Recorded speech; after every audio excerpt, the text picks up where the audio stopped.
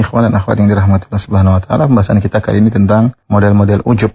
Sudah kita jelaskan bahwasanya di antara perbedaan antara ujub dengan riya, kalau riya hanya berkaitan dengan amalan soleh, adapun ujub berkaitan dengan amal soleh dan juga berkaitan dengan perkara dunia. Di antara model ujub yang pertama adalah ujub dengan nasab. Dan ini disampaikan oleh Al-Ghazali dalam kitabnya Ihya Ulumuddin. Dia mengatakan bahwasanya di antara ujub adalah ujub dengan nasab yang mulia, sebagaimana ujubnya Al-Hasyimiyah adalah Ahlul Bait. Kemudian kata Al-Ghazali, sampai-sampai sebagian mereka menyangka bisa selamat dengan kemuliaan nasabnya dan dengan selamatnya leluhur mereka, dan ia telah diampuni dosa-dosanya. Ini adalah contoh ujub yang menimpa sebagian orang, mentang-mentang dia dari Bani Hashim ya. Bani Hashim adalah Ahlul Bait, yaitu dari kabilahnya Nabi SAW. Karena Rasulullah SAW adalah Muhammad bin Abdullah bin Abdul Muttalib bin Hashim. Nah, seluruh keturunan dari Hashim disebut dengan Ahlul Bait ya. Di antaranya adalah keturunan Nabi Muhammad SAW. Maka sebagian mereka ya, tentu tidak semua, banyak di antara mereka orang-orang yang soleh. Tapi sebagian mereka merasa bahwasanya mereka pasti masuk surga. Kenapa? Karena mereka memiliki bahan dasar yang mulia ya. Sampai ada sebagian mereka saya dengar mengatakan, saya ketemu dengan sebagian mereka langsung. Mereka yang sunnah, mereka berkata, Ustadz, kita dulu ketika saya belum kenal sunnah, Ustadz, keluarga kita meyakini kita pasti masuk surga. Ya, dan ini saya dengar langsung dari sebagian mereka ya, mengatakan kita pasti masuk surga ya. Ini tentunya diantaranya adalah karena ujub dengan nasab. Ini tentunya tidak benar. Tidak ada yang menjamin bahwasanya kalau Ahlul Bait pasti masuk surga. Sebagian mereka menganalogikan dengan berkata, namanya emas, kalau bahan dasarnya emas, meskipun dilemparkan di comberan, meskipun dilemparkan di kotoran, tetap saja emas. Kalau seorang bahan dasarnya nasabnya adalah mulia, ya maka dia pasti akan tetap bersih. Hal inilah tidak benar. Oleh karenanya Nabi SAW mengingatkan kepada putrinya, Ya Fatimatu bintu Muhammadin salini mimma lima syi'ti la ugni anki minallahi syai'a. Wahai Fatimah putri Muhammad SAW, mintalah harta dariku, aku akan berikan kepada engkau, tapi aku tidak bisa menolong engkau sama sekali.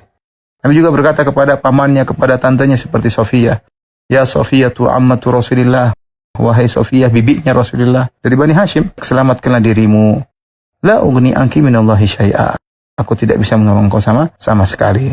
Ya, jadi tidak ada jaminan sama sekali bahwasanya keturunan Bani Hashim pasti masuk surga. Dan kita lihat bagaimana Allah telah menjelaskan dalam kisah-kisah para anbiya, kalau ada seorang nabi yang maksum, cuma nabinya doang. Bagian atas, bagian bawahnya tidak terjamin. Lihatlah bagaimana Nabi Ibrahim alaihissalam bapaknya kafir. Lihatlah bagaimana Nabi Nuh alaihissalam anaknya kafir. Lihatlah bagaimana Nabi Yakub alaihissalam yang dia disebut dengan Israel, punya anak 12, cucunya banyak, Bani Israel. Bani Israel tidak Yahudi sekarang. Ya, jadi tidak ada berarti saya keturunan Nabi Yakub pasti masuk surga. Oh, kalau gitu Yahudi Israel semua masuk surga ya. Nah, tidak benar. Lihatlah Nabi Ibrahim alaihissalam punya anak namanya Ismail. Dari Ismail punya anak keturunan namanya Quraisy. Semua Quraisy keturunan Nabi Ismail. Lantas apakah kalau keturunan Nabi Ismail pasti masuk surga? Tentu tidak. Di antara Quraisy ada Abu Jahal, ada Abu Lahab, Umayyah bin Khalaf, dan banyak sekali yang semua telah dijamin masuk neraka oleh Nabi SAW. Oleh karenanya jelas dalam barometer Islam yang mulia adalah paling bertakwa. Inna akramakum indallahi atqakum. Yang paling mulia di sisi Allah, yang paling bertakwa di antara kalian.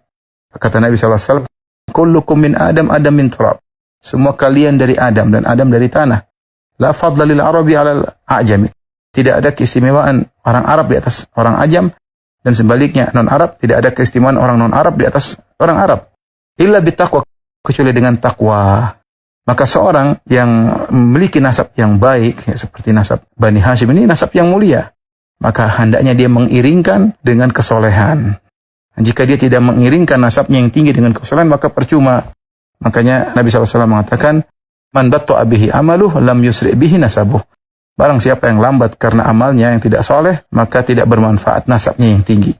Seorang penyair berkata, Laqad rafa'al Islam Salman al-Farisi, waqad wada'al kufru an-nasiba Aba Lahabin. Sungguhnya Islam telah mengangkat Salman, dan dia bukan orang Arab, dia dari Persia, telah dimuliakan oleh Allah Subhanahu wa taala. Dan sebaliknya Abu Lahab yang nasabnya tinggi dari Bani Hashim masuk neraka. Oleh karenanya ikhwan dan akhwat yang dirahmati Allah, tidak perlu kita bangga-banggakan dengan nasab kita. Satu bangga keturunan ningrat lah, satu bangga keturunan keraja inilah. Ya, yang Allah nilai bukan nasab sama sekali. Yang Allah nilai adalah takwa. Kalau Anda memiliki nasab yang leluhur yang baik, maka buktikanlah dengan amal soleh Anda. Ikutilah leluhur Anda, ya, sehingga Anda akan melihat di sisi Allah Subhanahu wa taala. Wallahu ta'ala alam bisawab.